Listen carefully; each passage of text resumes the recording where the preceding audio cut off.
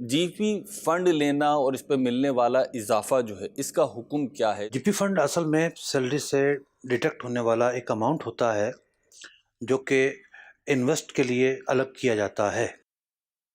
تو جیسے بندہ جاب چھوڑتا ہے تو وہ اس کی اصل رقم اور پھر جو اضافہ ہوتا ہے وہ اسے لوٹا دیا جاتا ہے۔ اب معاملہ یہ ہے کہ جو اصل رقم ہے وہ تو حلال ہے۔ سرکاری اداروں میں جو لوگ کام کرتے ہیں ان کو صرف ان کی سیلری سے پیسے کٹتے ہیں، لیکن پرائیویٹ اداروں میں جو کام کرتے ہیں سیلری سے کٹتے ہیں، کچھ کمپنی بھی اس میں شامل کرتی ہے۔ تو کمپنی شامل کرے، سیلری سے کٹے، یہ اصل رقم ہے، یہ جائز ہے۔ جی، لیکن اس کے بعد جو رقم پھر پیچھے انویسٹ ہوتی ہے تو وہ پھر سودی جو موڈ ہوتے ہیں ان میں انویسٹ ہوتی ہے، تو وہ نفع حلال نہیں ہوتا۔ تو اگر تو ٹک کی گنجائش ہے کہ آپ ٹک لگا دیں کہ ہم انٹرسٹ نہیں لے رہے، ہمیں اضافہ نہیں چاہیے، تو بہت سارے ادارے یہ سہولت دیتے ہیں، تو پھر اضافہ ملتا ہی نہیں ہے۔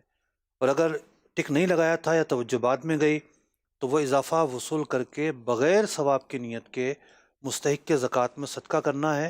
یاد رہے کہ اصل رقم حلال ہے، جو اضافہ ہوا وہ حلال نہیں ہے۔ میرا سوال صرف یہ ہے کہ منی کی ویلیویشن کم ہوتی جا رہی ہے، اور ایک بندہ ملازمت میں، سرکاری ملازمت میں جب وہ 30-35 سال بعد ریٹائر ہوتا ہے تو جو اس کے پہلے سال میں اس کی کٹوتی کی گئی، اگر فرض کریں 150 روپیہ، تو اس کو 35 سال بعد وہ 150 روپے ملے، تو یہ بھی کہاں کا انصاف ہے؟ دوسرا، یہ جبری ہے، کوئی اپنی مرضی سے نہیں ہوتا، گورنمنٹ لازمی کٹوتی کرتی ہے۔ تو اس حوالے سے مجھے بتائیے کہ یہ تو پورے پاکستان میں کوئی بھی شخص ایسا نہیں ہوگا جو اس کٹوتی پر اضافہ نہ لیتا ہو۔ آپ ذرا دیکھ لیں کتنے داڑھی والے ہیں، کتنے بغیر داڑھی والے ہیں، تو کیا آپ یہ کہیں گے کہ جو داڑھی رکھتے ہیں وہ غلط کرتے ہیں؟ مسجدوں میں کتنے نمازی ہیں اور کتنی مسجدیں خالی ہیں، کتنے مسجدوں سے باہر ہیں؟ آپ یہ تو نہیں کہیں گے نا کہ جو مسجدوں میں وہ غلط کر رہے ہیں؟ اس بات میں کوئی شک نہیں ہے کہ خاص طور پر جو لین دین کے معاملات ہیں، پیسے کے معاملات ہیں، تو بہت سارے حاجی صاحبان، بہت سارے نمازی صاحبان بھی اس میں پسل جاتے ہیں۔ ساری کہانی گھوم رہی 135 روپے پہ، تنخواہ اپنے لیے 20,000 روپے، 25,000 روپے، ٹھیک ہے۔ ایک پرائمری اسکول ٹیچر بھی جو ہے وہ 30-40 ہزار روپے لے رہا ہے، تو وہ اس بات کا تو رونا رو رہا ہے کہ میرے جو 200 روپے کٹے اس کی جناب ویلیو کم ہو گئی۔ وہ جو 40,000 روپے لیے اس نے، اس سے کوئی کام کرے نا، ویلیو بڑھائے۔ تو آپ سیونگ کر کے اپنے اس پیسے کو تجارت کے ذریعے بڑھائیں۔ آپ کیوں اس بات پر کمر بستہ ہو گئے ہیں؟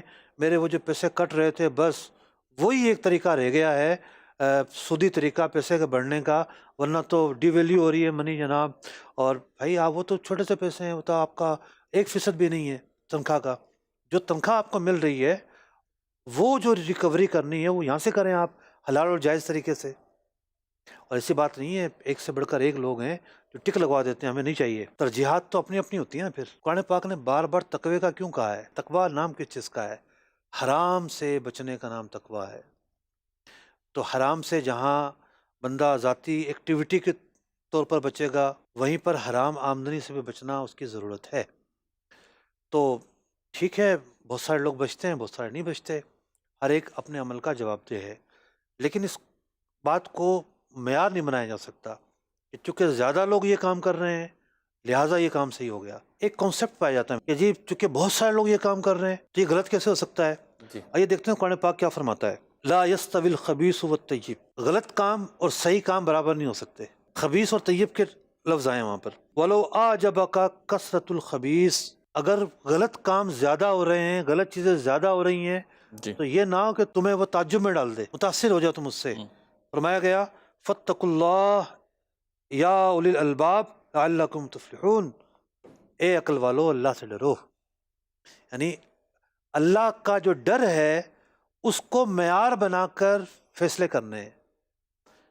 حرام سے بچنا ہے، برائیوں سے بچنا ہے، اللہ کے ڈر کی وجہ سے، خوف خدا کی وجہ سے، اور اللہ تعالیٰ کے دیے ہوئے نظام حلال و حرام کی وجہ سے۔